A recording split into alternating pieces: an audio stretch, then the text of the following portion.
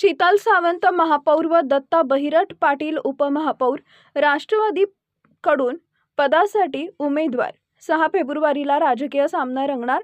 भाजप मंजुषा नागपुरे विरुद्ध शीतल सावंत, परशुराम वाडेकर विरुद्ध दत्ता बहिरट पाटील राष्ट्रवादी। पुण्यात महापौर व कामावरच्या शर्यतीत नवीन रंग चढलेला दिसत आहे। शीतल सावंत महापौर पदासाठी तसेच दत्ता बहिरट पाटील उपमहापौर पदासाठी पुणे महानगरपालिकेत अर्ज दाखल केलेला आहे। शीतल सावंत या प्रभाग क्रमांक 2 मधून निवडून आलेल्या नगरसेविका आहेत।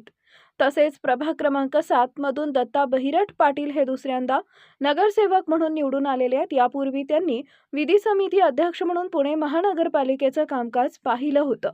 तसेच 2 वेळा आमदार पदासाठी तगडी टक्कर देऊन शिवाजीनगर मतदारसंघातून लक्षवेधी लढत त्यांनी दिली आहे।